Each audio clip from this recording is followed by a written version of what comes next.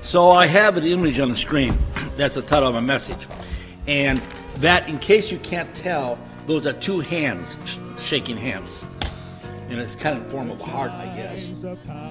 Compromise carefully.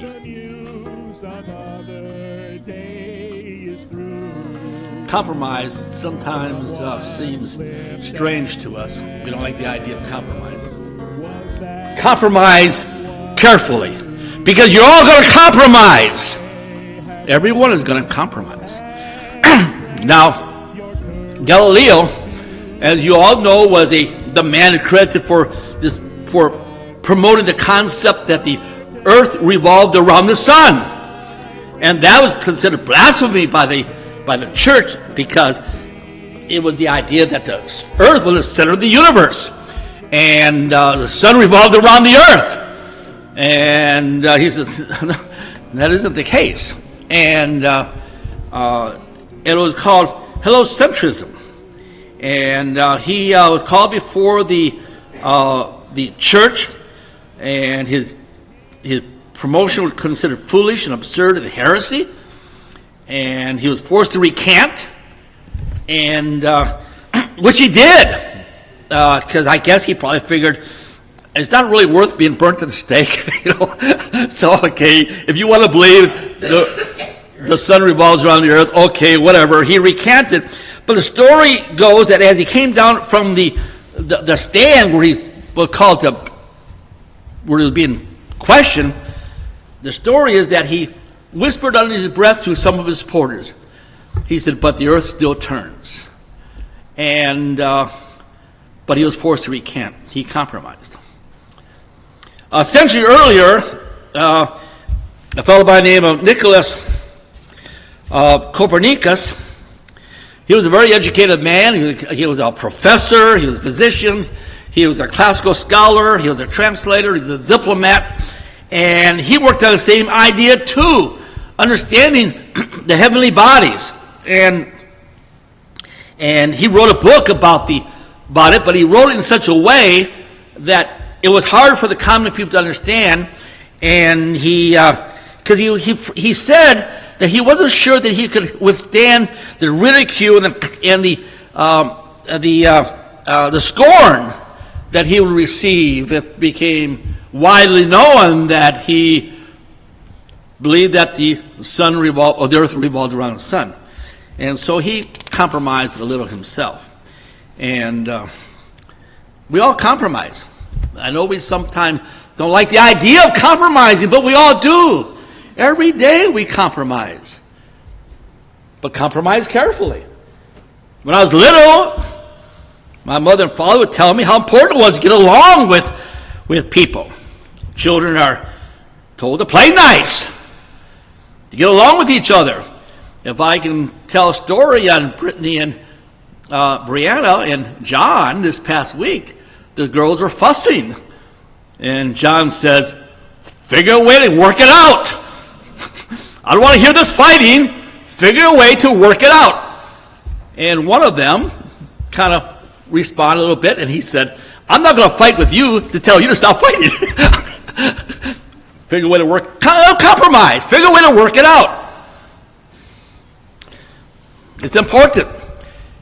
Compromise is important to get along with family and get along with people in business. My wife worked at not a factory, but a place here in Harrison. It was called Mass Merchandise at the time, but later became other names, Millbrook and Zone. And she was in management, and she said they would have their managerial meetings, and people discuss certain issues that were going on in the plant, and the guy in charge, he said, "Listen, I want to understand something. We all may disagree here, but when you walk out that door, we all on the same page." And some people ridicule people like that. Oh, they're yes men. And we ridicule yes men, don't we? Oh, they're yes men. Yes men are important. Yes men are important because that's how you function. If you don't want to support the people that you're working for, or the program you're working for. If you don't want to support, then go somewhere else. But if you could be part of the program, then you become promoters of what the decisions are. So you compromise. Compromise is important. Our founding fathers certainly recognized the destruction of our constitutional republic, the importance of compromise. They battled each other on creating the Constitution. They spent from May to September developing the form of government we have, and they compromised. Some thought the president should be president for a lifetime. Some thought for 30 years. Some thought he should not be run for re-election. Some thought he should be run for re-election. Some wanted to call the president His Excellency, and they all had different ideas and opinions and thoughts, and they compromised. They compromised. Part of our, as far as I can see, it's part of our nature. Part of our racial Christian nature to genuinely want to get along with people. So we have a result. We compromise. But compromise wisely, carefully.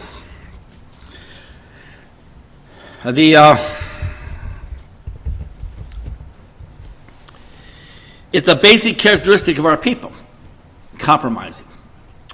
Because we are a people that believe in law and order. As far as I'm concerned, it's our major characteristics between us and other people. We are a people that sincerely believe in law and order, a structured society. Because when you remove law and order, what do you have? You have chaos. If you take away law and order, you have Detroit, you have Kansas City, you have Chicago. You have dangerous cities, dangerous communities. And so this is a basic characteristic of our people. Because whenever you remove the influence of white people away from a community, you remove law and order at the same time, and remove law and order, you end up with dangerous cities. And the most dangerous, I got this a few years ago, I'm sure it's pretty well still accurate, the 10 most dangerous communities in America today are East St. Louis, Jackson, Tennessee, Atlanta, Georgia, Saginaw, Michigan, Rockford, Illinois, Memphis, Tennessee, Rockford, Indiana, Detroit, Michigan, another one in Detroit, Michigan, Camden, New Jersey. These are all dangerous, and they're all black, every one of them. White people, white influence have been removed. They're all non-white. The interesting thing is the 25 most dangerous communities in America are also all non-white because law and order has been removed. Now, 50 years ago, those were not dangerous communities, but today they are. And people say, well, that's because they became black. Well, that's sort of true, but they really became dangerous communities because law and order has been removed. Because the people who can build law and order are white people. And you remove that law and order, you have blacks move in, you have dangerous communities. And I know it's a significance without a difference, I'm aware of that. But you remove the white influence, our ability to create law and order, which is based upon the ability for us to compromise, you'll see why in a second, then you end up with people like what controls Detroit today. And I've told the story many times. Some of you have heard it. But when I was a child, my father sold insurance. And he traveled into communities, and he had what we call a debit route. And in debit route, he went around collecting insurance premiums once a week, month. I'm not sure how often it was. I was just a child. But sometimes in the summertime, he would take me with him. I'd ride with him.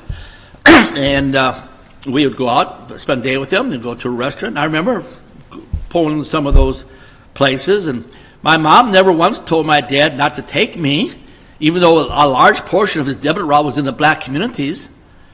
The black communities were not dangerous then, because white people still controlled the communities. They still had law and order. And But she never asked my dad to not take me or better get a gun or carry an extra weapon or anything like that. She never suggested that, because those communities were safe, because even though they're black, they still were under white man's authority of law and order. And so our forefathers created this government. It's a government of law and order, and to a certain extent, it's based on our ability to compromise.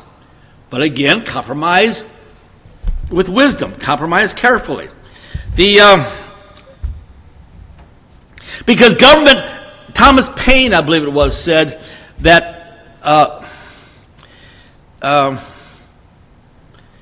see, how do you say that? He said, government is a necessary evil.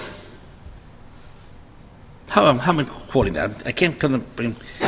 It's a necessary evil. Pardon? Wow, I wish I know it pretty well too.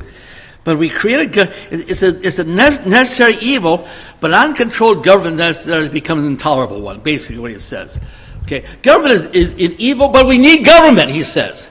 But a government out of control becomes a society out of control. It becomes an evil we cannot tolerate. And so government is important. Frederick Bastide, I mentioned this in the past, you need to read the book by Frederick Bastide called The Law, written back in the 1800s. And the reason government is necessary, it's a necessary evil, he said, but an intolerable one. It becomes out of control. And but government is necessary. Why? Because there are people who will abuse. It would be nice if we all get along together, and nobody ever fought, and nobody ever stole, and nobody did anything wrong. It'd be nice, but that's fairyland. That's what liberals think. And the reality is there are people who will plunder. That's a term Frederick Bastide used a lot. There are people who will plunder the innocent. They'll steal from the innocent. And you need law and order to protect the innocent, protect the people. And so we organize governments. It's a necessary evil. It's an evil, but it's a necessary evil. But it becomes an intolerable one too if it's become too abusive. And so it's this balance we're weighing, and we weigh this balance continually, in our lives, in our interaction with people.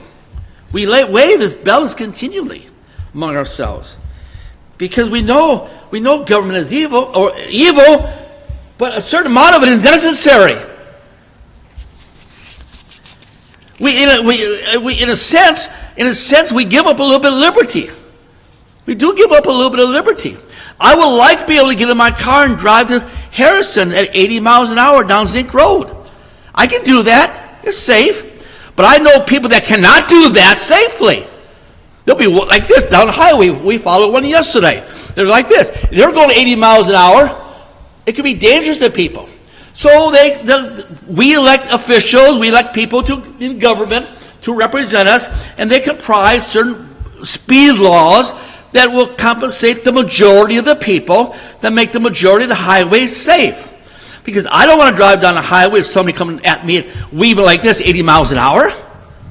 And when I get into town, I would love, those red lights really bother me. I don't want to stop at red lights. Anybody here want to stop at a red light when you're in a hurry? No. You don't want to stop. You're in a hurry to get to the doctor. You're in a hurry to your appointment. You're in a hurry to get to wherever you're going. That red light is a hindrance. But I give up a certain amount of liberty. I say, okay, I'm going to stop at the red light. Why? Because if I don't stop at the red light, the guy on the other side maybe not be stopping either. So we have a law. Stop at the red light. And that infringes upon my liberty a little bit. Because I don't want to stop. I want to get going. I don't want to drive just 40 miles an hour when I'm perfectly able to drive maybe 60 or 70. And those speed limit signs at schools, I don't see any kids around. Do you see any kids around? There's no kids around. They're all in school. Why can't you drive 30 miles an hour? Why can't I drive through there 60 miles an hour? So we do compromise. We compromise all kinds of things, don't we? I know one thing that irritates some people is building codes.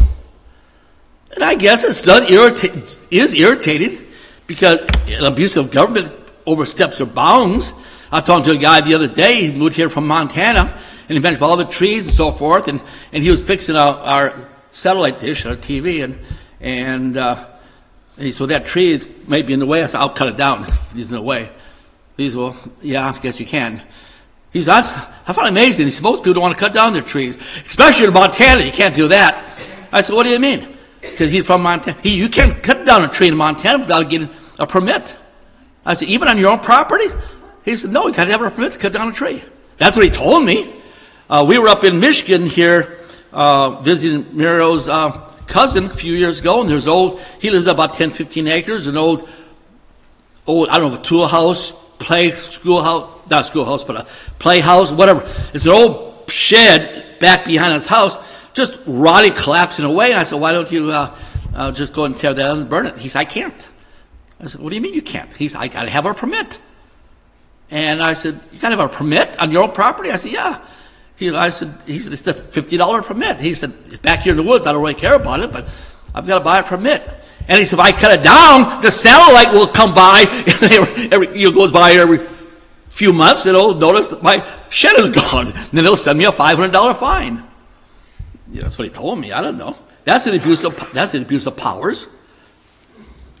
But building codes are good. In other ways, building codes are good.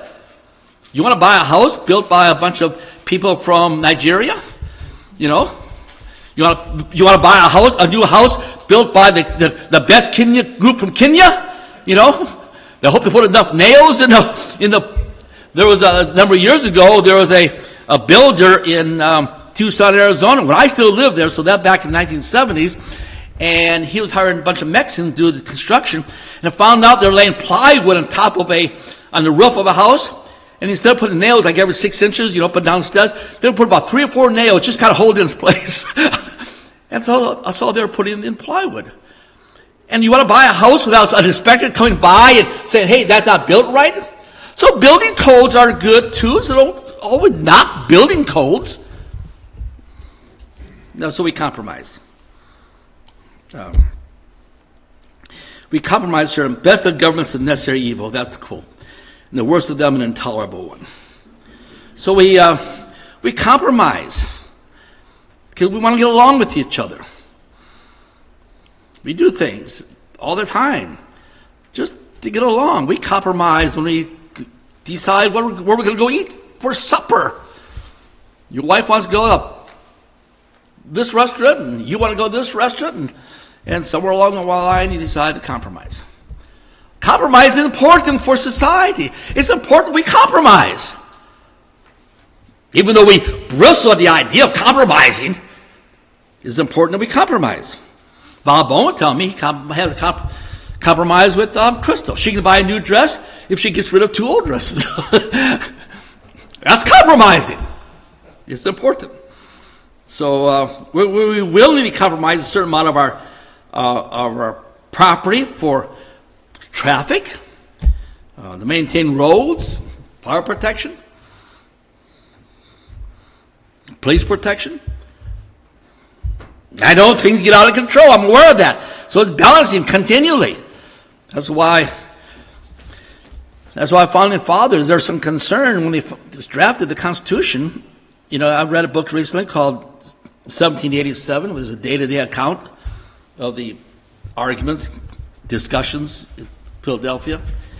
And one of the major concerns they had was why they cutting ties from the tyrannical government of King George, and they're setting up this new government. They're concerned that this new government become tyrannical itself. And that's why, I forget who, I think it might have been James Madison, says the Constitution is good for a moral and just people. It won't work for any other kind of people. We found that out. So we compromise for the good of our community and the community we belong to.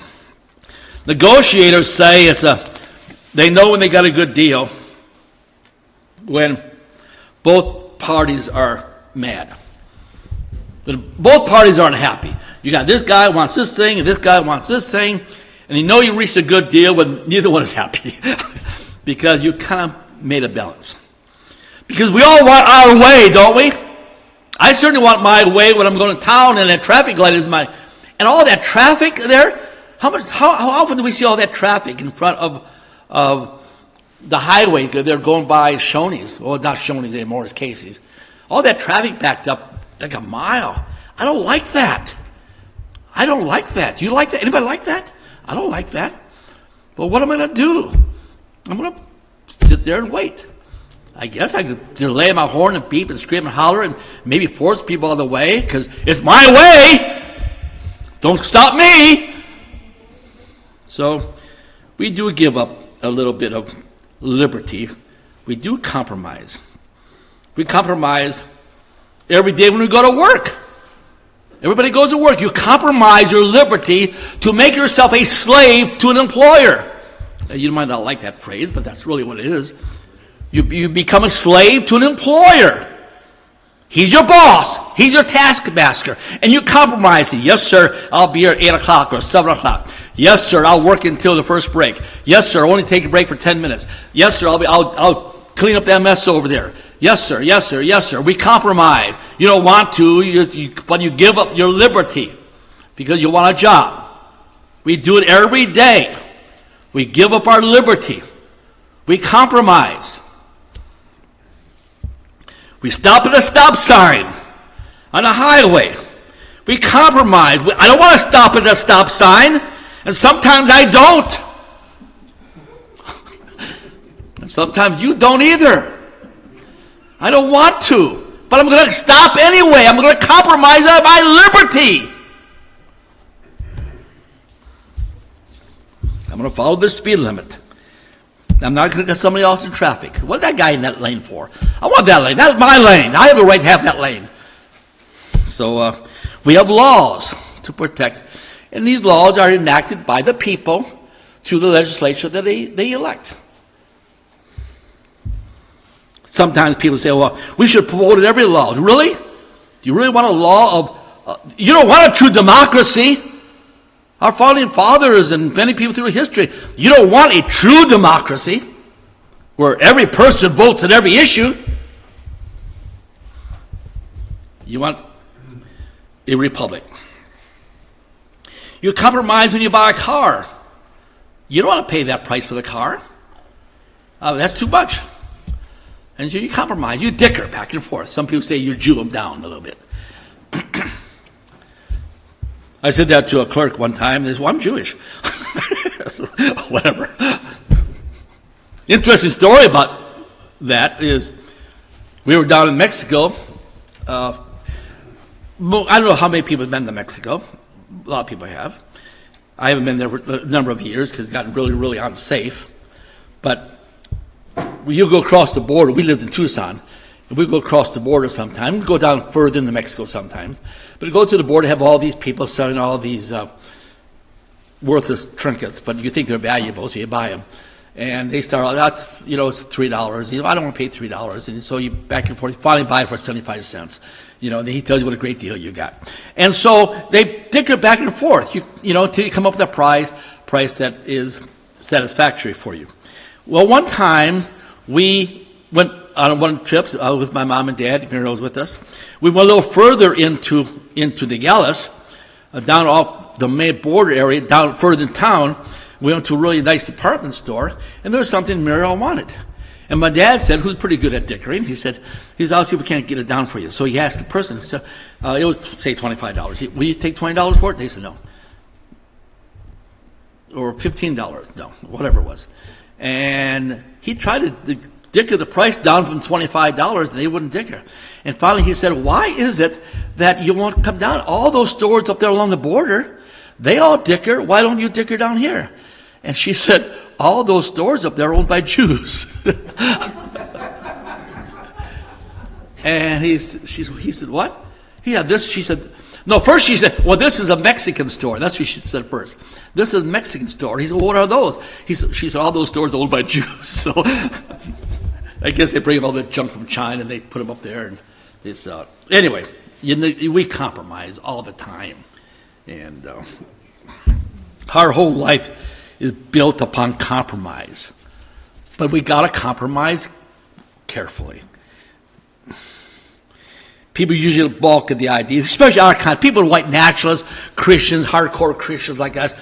You know, we kind of balk at the idea of compromise because we're strong, we're not going to compromise, you know. But compromise is important. We have to compromise every single day, and everything you do, you compromise. But we don't like to do it because we think it sounds weak, but it's important. And so I met a guy one time. He was a speaker at a meeting. It was a business meeting. And he was talking about a trip down into South America somewhere. And he said, whenever I go to a place like that, he said, not that I go to a dangerous neighborhood, but wherever I go to a place that they're concerned about muggers, you know, like some places down in South America might be, he said, always make sure I carry a lot of cash. And the person said, why do you carry a lot of cash if you think you're going to get mugged and they're going to steal from you? He said, you ever see how mad those muggers get when you don't have very much money in your pocket? He said, when my muggers mug me, I want to have a lot of cash because I want to have a happy mugger. I want him to get as much cash he can, and he's just happy and whistling and runs away. He said, I don't want to be mad at me because I only have $1.50 in my pocket. So I want to have a happy mugger. So he's compromising, isn't he? And compromise is a way of showing respect to people, too. You're showing respect to people. You compromise with it. You're saying their ideas have some value. You may not agree with it, but it has some value. I sort of compromise when it comes to religious doctrine. I might have my own ideas, but I understand that those people believe a certain way. They're sincere Christians, and they have real beliefs that they constructed around their own biblical studies, and I may not agree with it, but that doesn't mean I'm going to spit at them and say, you're going to hell, because maybe I'm wrong. I don't know. We all think we're right. But we have to understand that I don't have all the answers. Not only do I not have all the answers, I don't even have all the questions. And so we have to understand there's certain issues that we compromise on. We compromise on them because we understand they have some value in them. So it's a way of showing respect to people. You compromise yourself when you don't interrupt somebody. We all like to interrupt because what we have to say is more important. Don't you know that? What we have to say is more important than what the other person says. So basically you're saying, shut up, let me talk. But we don't do that. We compromise, let them say their opinion, and then we present our opinion. So we compromise because we want to live in a civil society. We don't want to live in a society where everybody's fighting with each other all the time. We want to live in a civil society where we present ideas and thoughts and so on. It's important to compromise to maintain order and civility. You don't yell in a restaurant. You might yell. If you're out here in the woods and you want to yell, fine. But you're not going to go to a restaurant and start yelling. You just don't do that. Something else you don't do. You don't change the baby's diapers on top of the dining table in a nice restaurant. If the baby has dirty diapers, you take them into another room. Because I've been in restaurants where I've seen that. I think we were with Dorothy Goff one time. We were with her, wasn't it? And a young mother, we're in a nice restaurant, and the baby had to change diaper. She clears her plate, pops the baby on top of the table, starts changing diaper. You don't do that. Is it wrong? Is it immoral? Is it sinful? No. But you just don't do that among civilized people. We want to live in civil society, civility. So we compromise. We all compromise.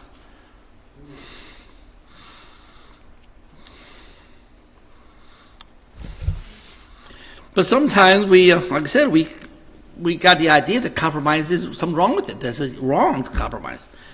But it's good to compromise. Compromise is a good thing. You got to compromise if you want to get along with people. If you want to have your home and you want to be able to drive down the highway safely. And I don't want drunks on the highway. I don't want crazy people on the highway. I want the police to take those drunks off the highway. How many people want drunks on the highway? Nobody. So if someone's on the highway, they're weaving, they're drunk. What do I want? I want a police officer. I don't want to pull him over. He might be bigger than me. He might have a bigger gun than I have. So I want to call up the police. I want the police to pick a guy up. So we compromise. But we'll have to compromise carefully. We have to be on guard. Because there are certain things we can't compromise on. There are some things we can't compromise on. We cannot compromise on moral principle. We can't do that. We can't honestly look at somebody in the face and say, I don't know what a woman is because I'm not a biologist. We can't compromise on that. Because compromising on moral issues is not compromising, it's surrendering. So we can't compromise on moral issues. I'm talking about religious issues. I'm not talking about how many times you take communion, how many times you get baptized, when you come down the aisle, what song you sing, in what order, whether you say the sacred name, or all these church doctrines that churches fight over. They should compromise a little bit and understand those things aren't really important. What's really important is the moral issue we face in America today. We face the most pressing moral issue that our people have ever faced. Amen. And most preachers don't even want to mention it and talk about it. We're facing white genocide coming down in unbelievable numbers. And preachers just don't want to talk about it. They want to talk about whether it's sinful to dance, whether it's sinful to drink alcohol, whether it's sinful to smoke, whether it's sinful to say the sacred name or not say the sacred name, whether it's sinful whether you come to church on Saturday or on Sunday, which way you get baptized. All those things are safe things to talk about. But don't talk about race in the nation or in your church. They've surrendered. We can compromise on whether Congress in Washington, D.C., if they want to compromise on where to build the bridge, they want to compromise how much money to build on the bridge. Okay. I might prefer they don't spend so much money. I might prefer that they don't build the bridge there, they build it over here, or whatever they do. Okay, I can understand that. But you can't compromise what a boy or girl is. You can't compromise on that. Because a person who will compromise a moral principle will always lose. They lose by increments, but they'll always lose. The Satanic Rebellion recognized this early on. If you know you're going to have to compromise, and the liberals, they compromise all the time. All the time. Because they pick an issue so far extreme, so far out there, and then conservatives say, well, we're not going to go for that. And they go, okay, we'll compromise. So they step back a few steps, and then you meet them in the middle. And the middle keeps changing, doesn't it? The middle keeps moving further to the left. Now, Ben Franklin said those who give up essential liberty to purchase a little temporary safety deserve neither liberty or safety. I want to point out he said essential liberty. Stop at stop sign, not essential liberty. It's necessary for civil society. So the best of the government is necessary evil, the worst of them an intolerable one. That's the quote I was looking for earlier.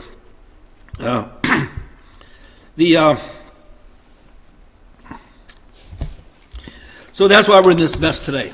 Excuse me. You don't change moral issues, moral principle. Because when you do, you change the culture of the nation. So here we are. Here we are. The world is a wicked place because there's wicked people in it. A multitude of people have forgotten the Lord, and they compromise their faith. That's a big one. compromise carefully. They compromise their faith. And what do? We sometimes confuse ourselves with this dilemma. We want to display our anger. Now, I hope you understand what I'm going to be saying here now, okay? I hope you understand, because I'm afraid I might word it wrong. We want to demonstrate our anger. When we see this, we really want to show our anger. And then we don't do it, and we feel guilty. We see those race mixers in the mall. We see those homosexuals in the mall. We want to say something to them. How many times you see those filthy degenerates in the store, and you just want to tell them what you think, but you don't. And maybe you feel guilty. Maybe you feel I've compromised. In a sense you have. But then Jesus did too. I mean, we all think about the time when Jesus took the whip and cracked the whip at the money changers. But how many times did he bypass evil down the streets and didn't say a word? The Bible says he held his peace. How many times did he hold his peace? He did not get in the face and crack the whip at every evil person he saw walking down the streets of Jerusalem. So again, I have to be careful here, because we have to decide on ourselves at what point we're going to use wisdom. What point we're going to use this wisdom? We read that Jesus said that, John 7, it said that Jesus wouldn't walk in Jewry because the Jews sought to kill him. They just prior to that, that verse there was just 6 months before he was crucified. And he didn't want to go there. He didn't want to go into that area because they were trying to kill him, and it wasn't his time yet. Because they could not kill him because he gave his life freely. And so, in a sense, he compromised. Okay, I'm not going to go there. It's too much trouble. I'm going to stay away from there. So he did.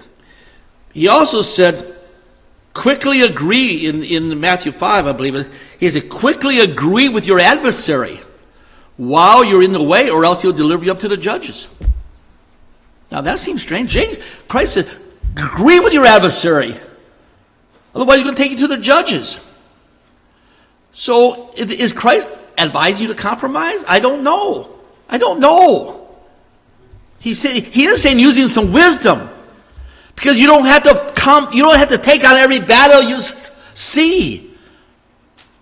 If I was Jesus Christ, yeah, I'll take that whip and I'll crack it everywhere, but I'm not Jesus Christ. So he's advising us who have to walk in this world. At some point, he's saying, choose your battles. Choose your battles. Agree with your adversary. Now, I'm sure there's certain things, I don't think he means agree with the sodomite, agree with the misogynist. I don't think he's talking about that. Agree with him on immoral principles. I don't think he's saying that. But disagreements that we have sometimes, he's saying, just learn to get along. Otherwise, one of you got to sit in the car, the other one has to sit on the porch. You're going to figure out how to get along.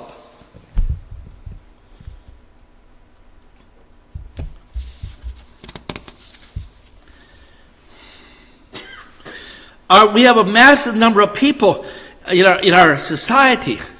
Our people. I'm not talking about people in general. Our people. White people. White Christian people. And I'm using that term in a very broad sense. Our people. They belong to us. They don't belong to the enemy. These people we see around here, they don't belong to the globalists. They don't belong to the Satanic Rebellion. They don't belong to Satan. They belong to us. They might be lost. They might be ignorant. But they're our people. They belong to us. And Jesus came as a good shepherd. He came as a shepherd to lead them. He didn't come as he didn't come to judge. He said, I come down to the world to condemn the world, but the world through me might be saved. He did not come to, he came to lead them, and he knows that sheep are going to wander. Animals wander. Don't anybody has animals? No, they wander. If you have a white dog, you know he's going to wander next door. I'm talking about our dog. They're going to wander. And our people wander. And he's telling us that, understand that. Understand they're going to wander. Don't hate them. Don't try to crack the whip at them all the time. Don't try to get in their face and scream and holler around. You're a shepherd to lead them. Because he came as a shepherd to lead us. To redeem us. So you have somebody who's had religious differences on their doctrines or whatever it may be. It's not your job to correct them. It's not your job to correct everybody. It's not our job. We're not called here to correct everybody. It's not my job to make everybody into Bible scholars. It's not my job. It's our job only to help our people to understand that they need to rekindle a love for our God and rekindle love for our people. That's what we're called to do. And I'm going to close with this. Paul said, it says in Peter, I know some people, if somebody is a Calvinist thinking of mine, okay, I understand that. I'm not going to argue with you about it. But Jesus Christ says that he is not willing that any should perish, but all come to the knowledge of the Lord. All come to the knowledge of repentance. Well, if he's not willing for any to perish, then he's willing for all to come to repentance. And it's our responsibility to reach our people. To compromise is not a bad thing, as long as we compromise carefully. We can't compromise moral principles. We can't compromise our heritage, our bloodline. We can't compromise all these moral principles. But some other side issues, yeah, we can learn to get along. And so in closing, it's hard, I know. It's hard. You see a lot of people that just aren't very lovable. And you want to get angry, you want to get mad. And you know, everybody will say they love God. I guarantee that you can walk down the street here and put a microphone in front of everybody, and everyone is going to say, I love God.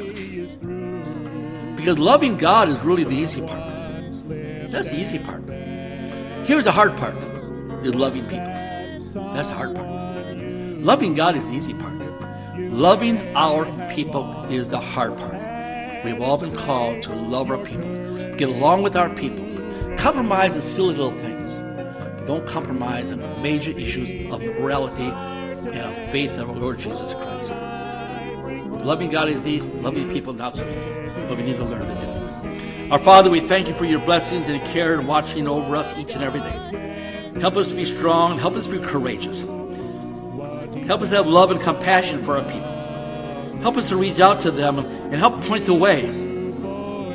Help them to point the way. You have come to give life and give life more abundantly. Help us to be a shepherd to our people. We ask it all in your name. It is no secret what God can do. There is no night, for in God's light you'll never walk alone. Always feel at home, wherever you may roam. There is no power can conquer you while God is on your side. Just take him at his promise. Don't run away and hide. It is no secret what God can do. What he's done for others,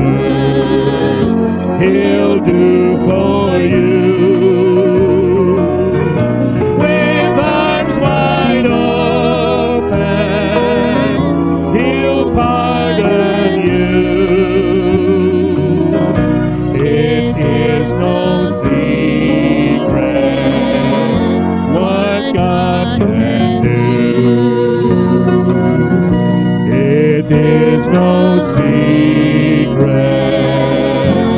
what God can do.